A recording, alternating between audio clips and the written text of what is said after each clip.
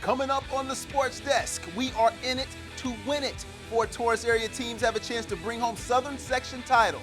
Find out what happened during championship weekend. Plus, see how South and Torrance did as opening day is upon us. High school baseball is back in the South Bay. All that and more coming your way right about now.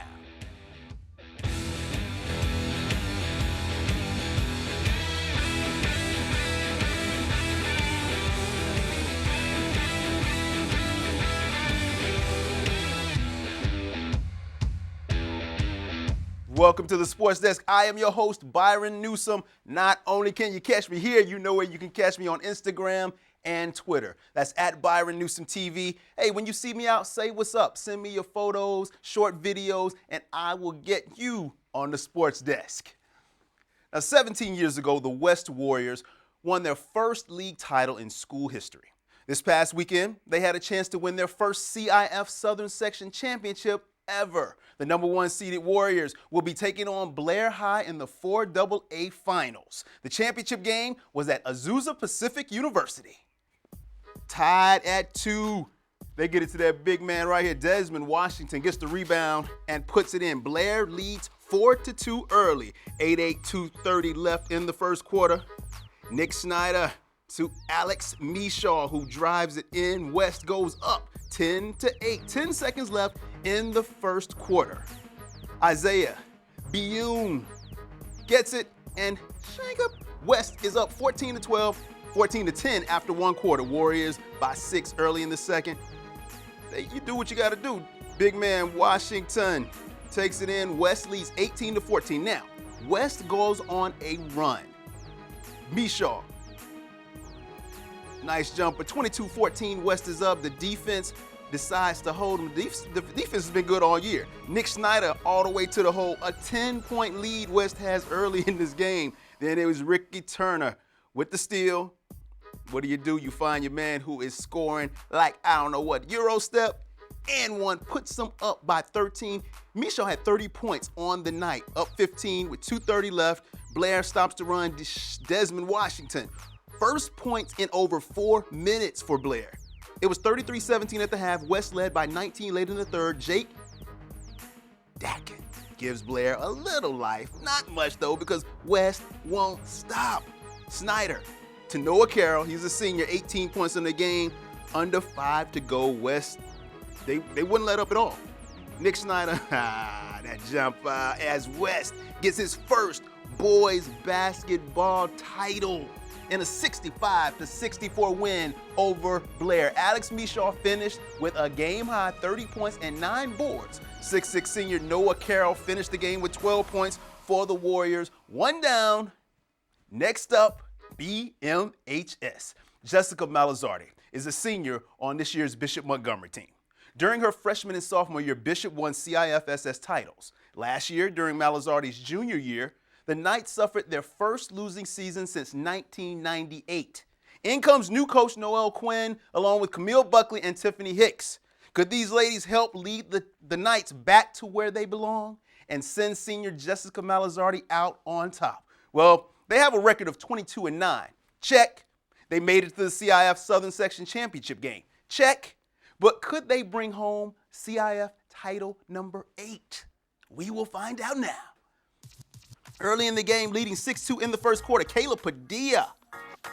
She had 6 of Bishop's first 8 points. Knights up by 6. Less than a minute to go in quarter number 1. Frankie Wade Sanchez ties it up at 10 apiece. She's a good basketball player. It stayed tight after 1. It was tied. Second quarter, Huntington Beach takes control. Wade Sanchez gets the steal. Off the miss, Sanchez gets it back. Bishop falls down 17-12 with just over 3 remaining in the half. But Bishop goes on a run to close out the half. Jessica Malazardi no looks to Asia Anderson. Inside, Bishop leads 18-7 at halftime. It was tight through the third and in the fourth, down by 4. Jessica Malazardi from deep cuts the lead down to 1. 6:35 left. Bishop gets it ahead to who else? That senior, that young lady. After this block, get it to your girl. Get it to your girl. Jessica Malazardi takes it down, gets the layup. Bishop is back in front by 1 point. HB takes a 2-point lead with 1:39 left. Kayla Padilla gets the ball, measures up a defender, says, "You can't guard me," takes it in, a runner off the glass. It's a tie ball game. Free throws gives HB the lead with under 40 seconds to go. Padilla, she's off, but guess who gets it? Senior Malazardi. Bishop leads 39-38. Wade Sanchez has a chance. Inside, but no, she is finally off. Bishop gets it back to extend the lead. Sophia Carroll gets fouled. She hits 2 free throws, and it makes it a 3-point game. They have one chance. Huntington Beach has a chance. And here's the chance. The long one is no good. Bishop wins their 8th CIF title in girls basketball. Malazardi finished the game strong, helping the Knights come away with this hard-fought victory. So the girls did it. It's the boys' time now. The most highly anticipated region of high school hoops has come to this. Modern Day, the number 2 nationally ranked team in the U.S., taking on our Bishop Montgomery Knights, the number 7 team in the nation. Boy, I cannot wait for this one. The crowd was pumped. There's the Bishop student section. They always come representing. Bishop, let's go, Bishop. Let's go, Bishop. Now, Bishop was down 4-0 early. David Singleton hits the first points of the game for Bishop. He had like the first 2 shots and made them. Modern Day was tough, though. Bo, all 7 feet 2 inches of him, ties the game early at 9. Bishop went up 12-9 late in the first, but that man, again, I don't know what you can do. And he has some skills to be that tall. 12-12 after the first quarter. In the second quarter, Ethan Thompson, you might have heard of his name. He's going to Oregon State. That man was bad. 4-point lead for Bishop. But Modern Day, hey, Coach Doug Mitchell, I like him. Always cool and calm, but he wanted his team to get ready. Reagan London to Bo, the alley-oop. They stay within a basket in the second half for the lead. Bo to Matthew Whalen. Modern Day led by 2 at the half. In the next half, we're still in the second half. Still there's Jordan Shackle, 16 points on the night is what Shackle had. And Bo, now watch this play. I like this. This team utilized their height with Bo. Look at the alley-oop. He was turning one way and turned back the other way. Yanked it. 15.7 boards, 2 blocks for Bo. Shackle takes it in. Nice move under the big arms of Modern Day. Then it was Thompson who gets the ball on the defense. Watch this. Now, this is where the game changed. The crowd was watching. Bishop has their chance to take the lead. What are they going to do? Watch this move. Can't stay with me. And up and under Bowl. Bishop took the lead. The crowd went crazy. After trailing most of the half, they took the lead right there. These guys, ladies and gentlemen, they have the best student section I have seen in a while. They come with different costumes on each week. The defense stopped them here. Bishop Montgomery moving the ball down. This time, Gianni Hunt from deep. Hunt had 9 points, 2 assists on the game. But here is where the action stopped. Or I guess you could say it just started. They made a shot. The game was over, though. The game was over, and they found Ethan Thompson streaking down the court. Watch this. 360 in the ball. Okay, folks, it is over as Bishop did what they were supposed to do. They brought home the school's 7th CIF title. Thompson finished with 23 points. David Singleton right there, he has the ball. They went crazy. They were so excited. He had 21 as the Knights grabbed the number 1 seed in the state tournament and looked to bring home their 4th state title in boys basketball history. The last time Bishop won state was during the 2013-2014 season. Let's bring it home, boys. Let's bring it home. So we had 3 teams make it to their CIF Southern Section Championship game. All 3 brought the title back to Torrance. 1 team left, the South Spartans. These young ladies have not lost since December the 14th. Now, that was a special day, not because they lost, because it was my birthday. While I added another year to my calendar, they added their only L of the season to theirs, trying to keep it that way and bring home another title to Torrance. Just like that, they did it. South leading scorer Claire Grauwinkle kicks it in just 25 seconds into the second overtime session, helping South defeat Claremont 1-0 on a golden goal and win the CIF SS Division III Girls Soccer Championship. South outscored and outshot Claremont 13-4 in the second half, keeping the pressure on until Grauwinkle hit the game go-ahead winner in double OT. Now, Grauwinkle is a senior this year and will be attending UC Davis after high school. The last time South won CIF was during Claire's freshman year, 3 years ago. You know what happened then? She did the same thing, scoring the only goal in the 1-0 win over Serrano in double overtime. Congratulations to all the high schoolers in Torrance. One win for us all is a win for everybody in the whole city. Keep representing. Coming up next on the Sports Desk, opening day is finally here for local high school baseball teams. See if the Tartars and Spartans could start their season off with a double. Plus, can the El Camino Warriors stay undefeated in beach volleyball? See all the scores, highlights, and more when we come back. And going to school and learning, it makes me feel good as a person. I'm a single mother and I got pregnant and I was the main one working, so I did what I had to do to survive. I never thought that I could go back to school and get it, you know? My sister, my mother, everybody wanted to help me with my kids.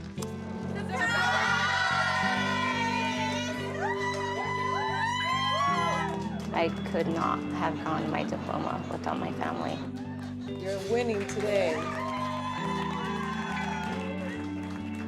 We're so very proud of you and love you so much. Yeah, it's hard, but don't be afraid. Keep on going and keep on trying. You can do anything you want. Find free adult education classes near you at finishyourdiploma.org. We have this crazy thing going on today. I was just walking by and all these DJs and producers are set up all around the city. I just walked by and I said, "What's happening, guys?" And they told me they were making music.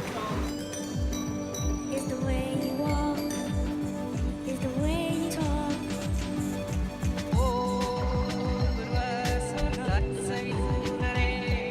There were a lot of people that claimed they had no musical talent and then sat down and kind of made some really nice sounds.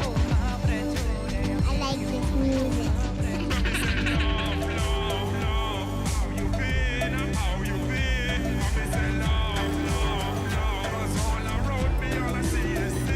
Feel amped about today, inspired musically, about life.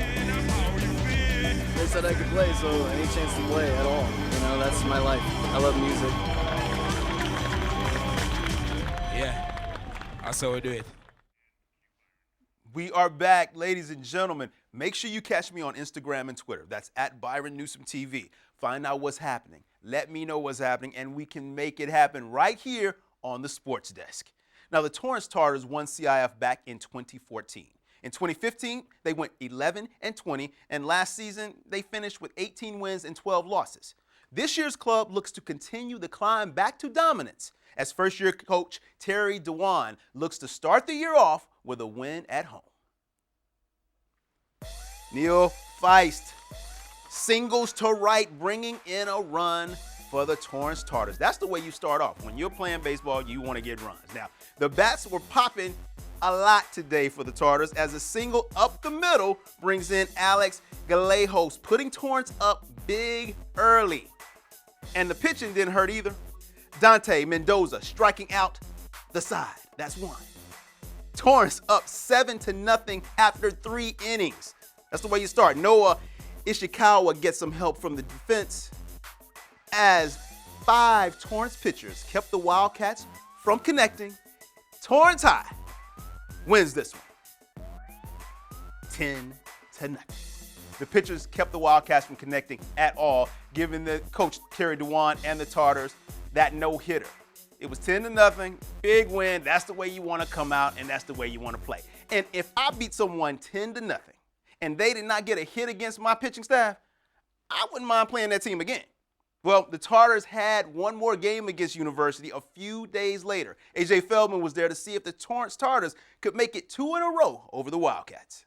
Things couldn't have gone better for Torrance head coach Terry DeWan's first game at the helm. They shut out University 10-0, and 4 pitchers combined for a no-hitter.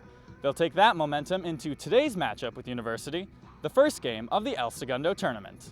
And the Tartars' bats picked up right where they left off, as Noah Ishikawa's single in the first inning would tie the game up 1-1. Torrance would take a 2-1 lead into the third inning, where Taishi Nakawake's 2-out hit would spark a 4-run inning. Our offense has been picking up since the offseason. We were struggling, popping a lot of balls up, but we're just trying to straighten out our balls, get a lot of hits. And while it wasn't quite a no-hitter for the pitching staff, Colton Kruger got the start and went 4 strong innings, and Eric Small threw 3 strikeouts over 2 innings to give Torrance the 10-4 win. It was a good game. It wasn't our best game, but it's a testament to these kids and the talent that they have that we don't play our best game and we still come out victorious. We got a lot of good pitchers this year, so we just need to play defense and hit and score runs and get a W almost every game. I think our depth, both pitching and just position players, that's the strength of this team. Is it really on any given day that I make a lineup, there's 2-3 pretty fantastic players that aren't in it. Our coach preaches working hard every day, one practice at a time, and I think with that mindset, we just work hard every day. And while this is Coach DeWan's first year as head coach, he's no stranger to Torrance baseball. I went here and played here, and then I've been coaching here. This is my 19th year coaching here, my first as head coach, and it's nice to get off 2-0. But it's just the beginning of the journey. We've been with him for a long time, so he's been like a good main role in our program. But we just need to. He gets us going the right way every practice. We just have to come out hard, and he's just all about going 110% all the time. Reporting for the Sports Desk, I'm AJ Feldman. Thanks, AJ. The Tartars scored 20 runs in their first 2 games, giving them their first 2-0 start in 7 years. And they almost picked up their 3rd in a row, but came up short in extra innings as Royal beat our boys 3-2 in 10. In 2015, the South Spartans lost to Serrano in the CIF SS D4 championship game by a score of 2-1. Last year, they finished 16-12-1 and missed making the playoffs altogether. This year, the Spartans are looking to regain some of that fire that had them at the top of their division just a few years ago. Veronica Kobos was at South to see if the Spartans could come out swinging against Mayfair. I'm here at South High as the Spartans prepare to take the field for the first time this season against Mayfair. The Spartans baseball team has their eyes set on the Pioneer League Championship, but right now, they're focusing on one game at a time. Well, we expect to go out and compete every single day and win enough ball games and find us right there in the end competing for a Pioneer League championship. With their depth on the mound, solid defense, and powerful lineup, this team has what it takes to make it all the way, especially when they have the leadership of 4 seniors. We have a really fun group this year. We got a mesh of young guys, old guys. Everyone's kind of coming together as a team. It's a great time. It's a great group to go out and play some ball with, and we're just looking over to California now tomorrow. To keep up with the Spartans, you can follow their team on Max Preps as well as the South High website. For the Sports Desk, I'm Veronica Kobos. Thanks, Veronica. Good win for the Spartans. The next day, they played California High on the road and lost by 1 run. The Spartans will have a busy month of March as they have 10 games scheduled over the next few weeks. When it comes to competing, the Torrance area high schools are some of the most competitive schools in SoCal, hands down. But what would happen if you combine a few of the schools to compete against others? Sounds like a winner, right? Well, Northwest and Bishop have come together and formed a combo surf team. Due to the lack of surfers from each program, the schools combined to form the Surf Club. Torrance and South High are the only schools in the city of Torrance fielding entire squads. The teams compete in bodyboard, longboard, and shortboard. And on this day, the combo squad, led by Jacob Albright, who received some of the highest scores of the day, came out on top. Other top performers finding ways to impress the judges: Ryan Linderman, Carly Clark, Maddie Watson, and Nico Ramon doing well in their heats. But it was the combo team that came away with their first win of the season. It's hard coming down here at 6:30 in the morning when it's cold and dark, but you just really gotta love surfing. I thought over the years we got more people joining the club and team, so that was fun. So it's been a great journey overall. It can be cool at times because I get to surf with people from other schools and meet new people and build new relationships. But the thing is like we don't get to like have our own practices and stuff like some of the other schools do, such as like Palos Verdes and Maricosta. So it can be kind of a struggle to get kids to come out and stuff and come to these contests. Coming up next on the Sports Desk, the Warriors try to pick up their 7th win in a row against Pasadena. And can the beach volleyball team stay undefeated as they take on Victor Valley? See what's going down on Elko's campus when your Sports Desk returns. In middle school, you shouldn't have to go through that. Fights going on, people bringing knives. One of my friends got stabbed. Year after year, just seeing too much. And as a kid, you're gonna snap, and that's what happened. I snapped.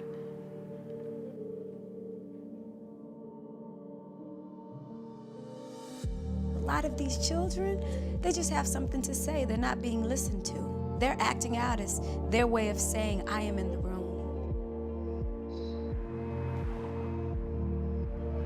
Unique had all the makings of a warrior, a leader. She's one of the students who taught me how deep I could love.